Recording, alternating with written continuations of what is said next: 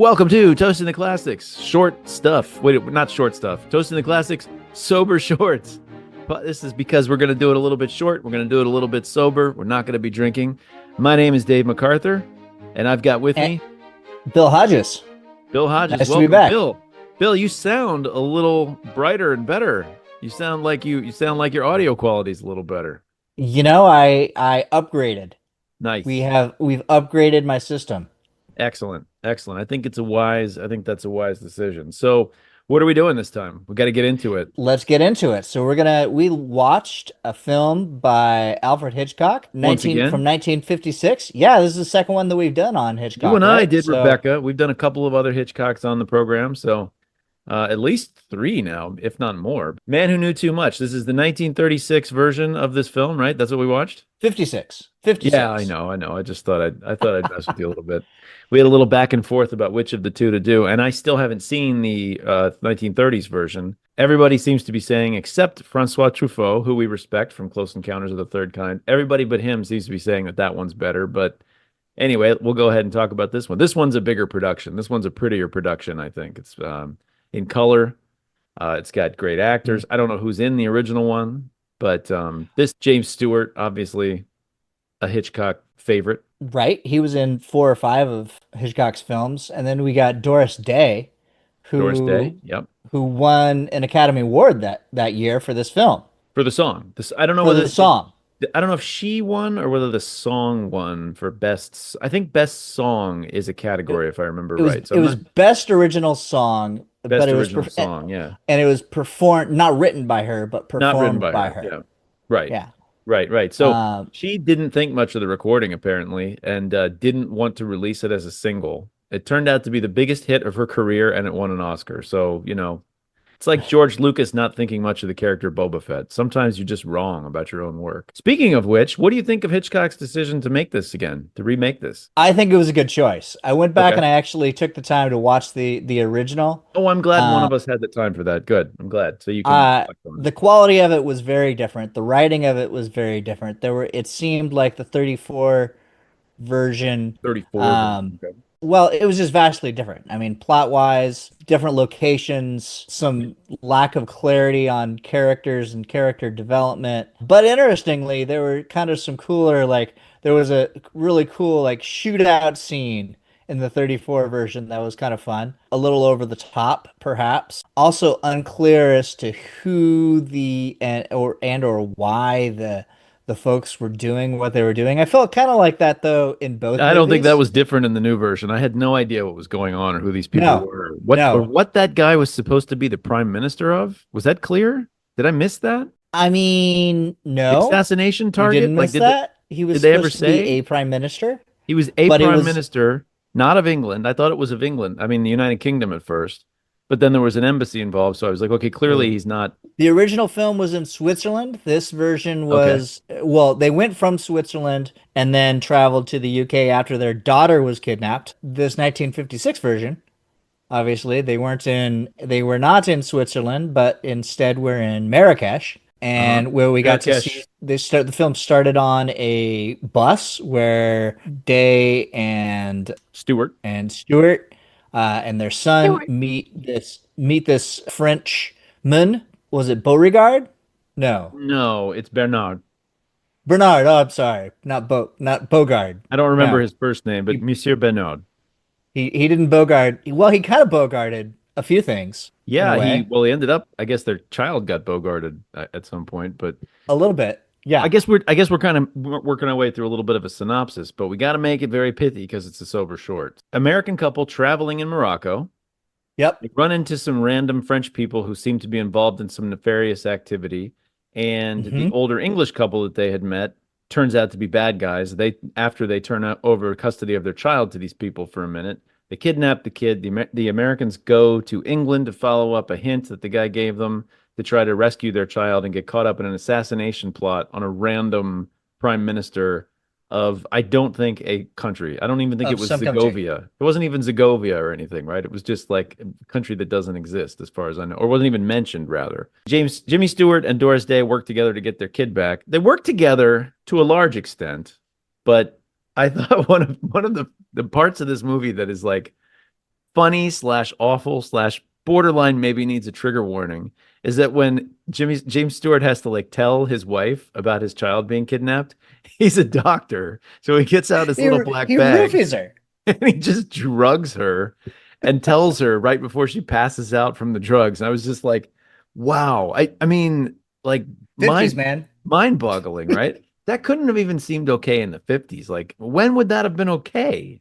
But Apparently the 1950s. because she's pretty capable in most of the story, right? Through most of the movie, she's along with him and helping him and things like that. She's part of the plot to like rescue their kid. She's perfectly capable, but she's treated as like this crazy person that needs to be drugged. You're not allowed to do that with your wife when she's going to get upset about something, you know. No, probably not. Definitely No, not now. no, not now. I don't think you were allowed to do it then, if I'm being honest. But Well, they were in Marrakesh. Rules were different. that's true. That's true. You might be able, that's true. When you have multiple wives, it might be easier to get away with that kind of thing. What did you think of this one? How did you feel? You said you liked the original. No, you said this version was better than the original. I think this version was better. I think the plot development was a little bit better. I struggled with a few parts, like the scene in the chapel where there's the really long, drawn out choir of There's two song. sequences like that. There's one in the chapel, which I thought was I thought it was beautiful and interesting. The music was kind of weird and off. The music had a weird quality to it that added some emotional tension to the scene, but it did go Yes. on for a long time. And It went a then little long. Yeah. And then later in the movie, there's a whole other sequence that goes on. I checked it for 12 minutes where they're playing an orchestral song and there's no talking, which is kind of a cool idea. But honestly, if I was going to do it, I would have done it once in the film, not twice. I Hmm. thought it was kind of interesting. Number one problem I had with this movie overall, it's a little bit, some stuff could have been cut. Hmm. You know, this movie was a little bit slow sometimes. It was interesting. I was enjoying the first half hour or so where they're in Morocco and there was some dialogue and some things happening was better. But then there were those two long sequences that I sort of thought asked a little bit of us to sit through. The movie was shot amazingly. You notice like the work of a really good director in a movie like this because there's conversations where it's just two people talking. There's one that I can think of where Stewart and the married couple are talking, and for some reason he shot it from a bird's eye view inside a room, and I'm just like, that's the kind of thing that a really good director does. It's like, why film this with just two people standing here in a room? That would be really boring. Let's do Hmm. something a little creative, and I like that. I think it. You don't even notice it's happening, but it wakes you up as a viewer a little bit. I think it Okay. you're Okay. seeing things from a different perspective, and I enjoy that kind of thing. There's a lot of anachronistic stuff, especially the telephones. The telephones are constantly talking about like the phone numbers and things. There's a lot of phone books, a lot of stuff that children would have explained to them, I think. You and I are sort of barely aware of, and kids would be like, "What is that?" Having a party line kind of a thing. It wasn't Having a quite a party party line, right? line, Yeah. right? Yeah. For instance, you knowing the term party line, I couldn't even think of it. I was like, "There's a word for that," but yeah, party line, exactly. There's that one scene where he's calling about rescuing their child from being kidnapped, right? Hmm. They're in this hotel room, and for some reason, these five idiots show up and are just These standing there, friends, like yeah, sort of. demanding social attention while he's calling the contact about trying to rescue his kid from a kidnapping. And we keep cutting back to these people throughout the movie, and they've just decided to hang out in the hotel room the entire movie to the point where the finale of the film is them coming back to the room and being like, "Oh, sorry, we had to step out and rescue our child, pick up our child." But by that they mean, I just kept asking me, "Who the hell are these people? And why can't you tell them to go home? Like, what's going on here? Is there some 50s social convention that I don't know about?" Anyways, that there was a, that yeah. actually gets a little bit to my biggest surprise with the ending, Okay. which we can come back to. But yeah, I agree. I'm like, why are these people sticking around? I mean, I kind of get it. Like came, she's coming back to the UK after some traveling, but also having been gone. And apparently, Mhm. it seemed like they kind of implied that they hadn't met the son yet, and so they wanted to, meet their son, who's nowhere to be found, and they kind of awkwardly brush it off, like, Yeah. oh, he's Yeah. with some other people right now. Yeah. Yeah. And I feel like maybe you could have said literally anything to get those people to leave your room at that moment. Like literally any story to get them to not hang out in the room while you're trying to rescue your child might have been a good idea. But anyway, I guess they were in there for a little bit of comedic relief or something, but which kind of worked, but it wasn't worth it. I thought there's a lot that could have been cut. This could have been shorter, I thought. It wasn't bad. It wasn't badly done, but it definitely there's the part where they go to the wrong guy. They go to find the wrong person. Chapel, The sorry, what is it? the wrong chapel. What was it? Something I a want to say chapel. Albert Chapel, but that's not Albert, right. yeah. They're at the Albert Hall, but it's That's the right. They're at the Albert Hall, but no, it was I can find it again. Ambrose Chapel. They go Ambrose to the Chapel. Ambrose That's right. Chapel, and it's just he goes to see some guy, and there's like a 10-minute sequence where he's at a taxidermy shop talking to some guy who's named Ambrose Chapel. And it was kind of an interesting reveal when they figured out that Ambrose Chapel was a place. But there's like some kind of a weird fight sequence with like loony music going on in the taxidermy shop. And I'm like, what is happening right now? Like what is going on? They're like chasing each other with a sawfish, and it's really out of place in the film, and is like I think kind of beneath Hitchcock. Anyway, that was not great. There's a couple of miscues like that, I thought. Yeah, so he goes to this taxidermist, and yeah, he's literally like, "What do you want? Like, what do I have to do to get my child back?" And meanwhile, this guy Chapel and I guess Father Chapel, there's like Right. the dad and the son, both named with the same name, Happens. and That's yeah, that could be. that could be. The He's kind of yeah. weirdos that run a taxidermy shop definitely could name could be a junior and a senior. I could see that. Meanwhile, this guy's like stuffing a cheetah. A So weird sequence that I don't know if it had any interpretive value or anything. It was just in there. But yeah, I think maybe just to break the whole thing up and just to bring more like lack of clarity, maybe that was intentional in there's some way.